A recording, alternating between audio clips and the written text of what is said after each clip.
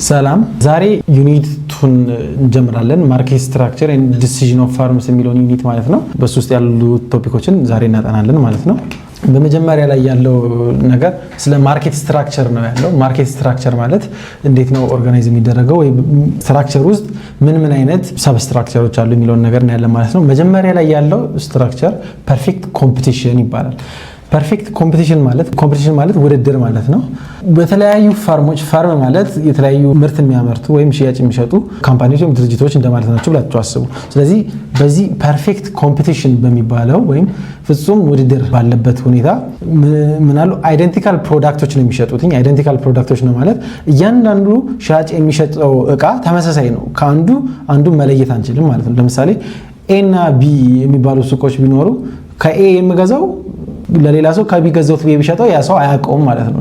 ሁሉም ተመሳሳይ እቃዎች ናቸው፣ አይደንቲካል ናቸው ማለት ነው። ማርኬት ውስጥ ያሉ ነገሮች በሙሉ አይደንቲካል ናቸው። እና ማርኬት ሳይዙ ወይም የማርኬቱ የገበያው ትልቀት በጣም ትልቅ ከመሆኑ የተነሳ እያንዳንዱ ፈርም በጣም ጥቅቅን ነው የሚሆነው። የማርኬቱ ሳይዝ ወይም የገበያው መጠን በጣም ትልቅ ከመሆኑ የተነሳ አንድ ሲንግል የሆነ ወይም ኢንዲቪጁዋል የሆነ ፈርም ምንም ለውጥ አያመጣም። መጣ ወይም ሄደ ልዩነት አይኖረውም ማለት ነው። ስለዚህ ፈርሞች ምንድናቸው እንላቸዋለን ወይም ድርጅቶቹ ፕራይስ ቴከር ናቸው እንላለን። ፈርምስ አር ፕራይስ ቴከር።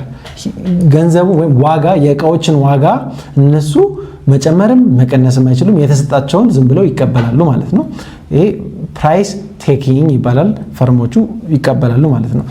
ታዲያ እንዴት ነው የእቃዎች ዋጋ ማን ነው የሚወስነው ከተባለ ገበያው ራሱ ነው የሚወስነው።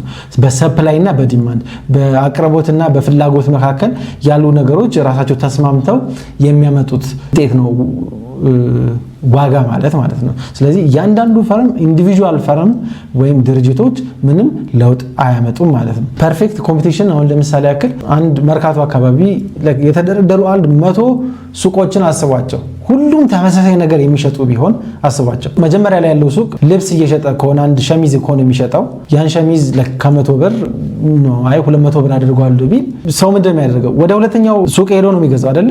ሁለተኛው መጨመራለሁ ካለ ወደ ሶስተኛው ይሄዳል ማለት ነው። ስለዚህ እያንዳንዱ ሱቅ ለየብቻቸው አንድ ነገር አደርጋለሁ ቢል ምንም ለውጥ አያመጡም፣ ከገበያው ይወጣሉ ማለት ነው። ማንም ከነሱ አይገዛም ማለት ነው። እሱን ማወቅ አለብን ማለት ነው ስለ ፐርፌክት ኮምፒቲሽን። እሺ አሁን ከፐርፌክት ኮምፒቲሽን ውስጥ የምናየው ነገር ዲማንድ ነው። ሁለት አይነት ዲማንድ ነው ያለው። ዲማንድ ማለት ፍላጎት ማለት ነው። ግን ፍላጎት ዝም ብለን ከውስጣችን ያለው ፍላጎት ብቻ ሳይሆን የመግዛት አቅማችንን ያገናዘበ ፍላጎት ማለት ነው። ኦፍ ኮርስ ፍላጎት ከተባለ እኔ አሁን 1 ሚሊዮን ብር እፈልጋለሁ ምናምን እንደሚባለው አይደለም። ወይም የሆነ መኪና እፈልጋለሁ የሚባለው ዲማንድ አይባልም። ዲማንድ የሚባለው የመኪና የመግዛት ፍላጎት ኖረኝና የመኪና መግዣ ገንዘብ ሲኖረኝ፣ ሁለቱም ፍላጎቱም ገንዘቡም ሲኖረኝ ምን ይባላል? ዲማንድ ወይም ፍላጎት እንለዋለን ማለት ነው። እሱ ኢንዱስትሪ ዲማንድ እና ኢንዲቪጁዋል ዲማንድ ይባላል። ኢንዱስትሪ ዲማንድ የሚባለው ለሁሉም ነው። ለሁሉም የሚባለው ሁሉም ሰው አሁን ቀደም 100 ሱቆች ብያቸው ነበር። ለሁሉም ለ100 ሱቆቹም ያለው ፍላጎት ሰዎች የመግዛት የሚፈልጉት ነገር ለእያንዳንዱ ሳይሆን ሁሉም ተደምረው ለ100ዎቹም ሱቆች ያለው ፍላጎት ኢንዱስትሪ ይባላል። ለኢንዱስትሪው ላይ ያለ ነው ማለት ነው።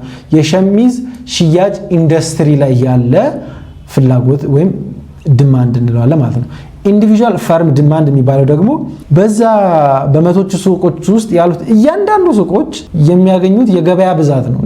ምን ያህል ሰው ነው ከነሱ መግዛት የሚፈልገው የሚለውን ነገር ምን ይላል? ኢንዲቪጁዋል ወይም የግል ድርጅቶቹን ማለት ነው። የእያንዳንዱን የድርጅቶችን ገዢ ፍላጎት ያሳያል ማለት ነው። ኦኬ ፐርፌክት ኮምፒቲሽን ላይ እነዚህ ሁለቱ ዲማንዶች የተለያዩ ናቸው። ኢንዱስትሪ ዲማንድ እና ኢንዲቪጁዋል ዲማንድ የሚባሉት የተለያዩ ናቸው። ማርኬት ማለት ኢንዱስትሪ ነው። እንደምታዩት ዳውንዋርድ ስሎፒንግ ነው ማለት ፕራይሱ በቀነሰ ቁጥር የሚፈልጉት ኳንቲቲም ይበዛል። አሁን ዋይ አክሲስ ላይ ፕራይስ ነው ያለው ፒ ማለት ነው። ፒ በቀነሰ ቁጥር ምናችን ይጨምራል? ኳንቲቲ ይጨምራል ማለት ነው። ዋጋ ቀነሰልን ማለት እንገዛለን ማለት ነው። ለምሳሌ አስቡት መኪና የሚባለው ነገር እናስብ አይደል?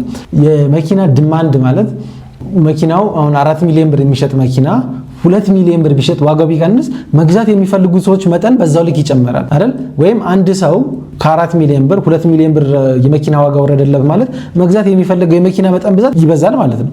እሱን ምን እንለዋለን? የማርኬት ዲማንድ ጸባይ ነው ማለት ነው።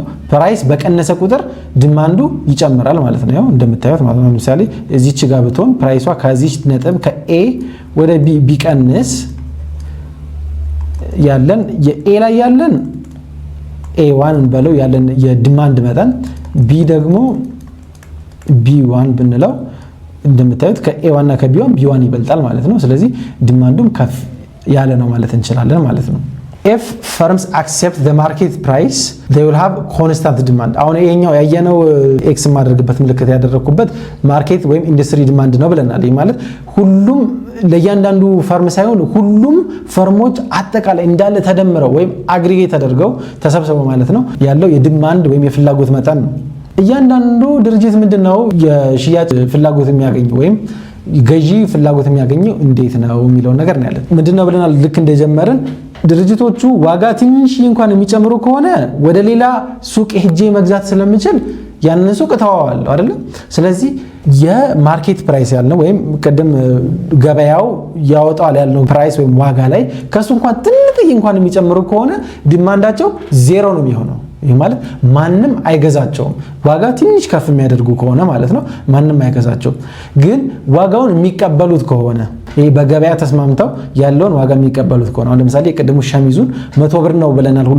ማርኬቱ 100 ብር ነው ካለ ወይም ገበያው ላይ የሚሸጠው 100 ብር ከሆነ ሁሉም 100 ብር የሚጠቀሙት ከሆነ ተመሳሳይ የሆነ ገዢ ነው የሚያገኙት። የገዢዎቻቸው ብዛት እኩል ነው የሚሆነው። ሁሉም ገዢ ያገኛሉ እንደማለት ነው። ግን ዋጋውን ቢያሳንሱትስ ከተሰጠው የማርኬት ዋጋ የሚያሳንሱት ከሆነ ሁሉም ሰው እነሱ ጋር ነው የሚገዛው። ምክንያቱም ከሁሉም የሚረክሰው 90 ብር እየሸጠው ከሆነ ያን ሸሚዝ ወደኔ ከ100 ብር ይልቅ 90 ብር በገዛው ስለሚሻለኝ ወደ 90 ብር ወደሚሸጠው ይሄዳሉ። ያኔ ሁሉንም ማርኬት ወይም ሁሉንም ዲማንድ ወይም ፍላጎቱን እነሱ ይይዙታል ማለት ነው። ኦኬ አሁን እዚህ ጋር የምታዩትኝ እዚህ ጋር ምልክት የማድረግበት ማለት ነው ኤክስ አርጊ ምልክት ያደረኩበት እሱ የኢንዲቪጁዋል ፈርም ወይም የእያንዳንዱ ሱቅና ድርጅቶች ዲማንዳቸው ነው ወይም ፍላጎት የሚያገኙት ነው። ፕራይሱን የሚቀበሉ ፒ ማለት ማርኬት ፕራይስ ነች። የሚቀበሉ ከሆነ ኮንስታንት ነው። ለጥ ያለ አንድ መስመር ነው የሚገኘው ኮንስታንት ነው ማለት ነው። ይሄኛውን ዲማንድ አይነት ምን ብለን እንጠራዋለን? ፐርፌክትሊ ኢላስቲክ ዲማንድ። ኢላስቲክ ማለት አሁን ተለጣጭነት ነው ብላችሁ አስቡት። አሁን ፕላስቲክ ኢላስቲሲቲ የሚባል ነገር አለ። አንድ ባላ እንዴት ይለጠጣል የሚል ነገር አለ አይደል? ኢላስቲክ ዲማንድ ነው ማለት ጥንጥዬ እንኳን የዋጋ ልዩነት ካለ ለውጥ ያመጣል፣ ለውጥ ያሳያል ማለት ነው። ትንሽዬ እንኳን ማለት ነው። ፐርፌክትሊ ኢላስቲክ ስለሆነ ምንም አይነት የዋጋ ልዩነት ማሳየት አይችልም ማለት ነው። አንድ ፈርም ጥንጥዬ እንኳን የዋጋ ልዩነት የሚያሳይ ከሆነ ማንም ከዛ አይገዛውም ማለት ነው። እሱን ፐርፌክት ኢላስቲሲቲ ወይም ፐርፌክትሊ ኢላስቲክ ዲማንድ ብለን እንጠራዋለን ማለት ነው።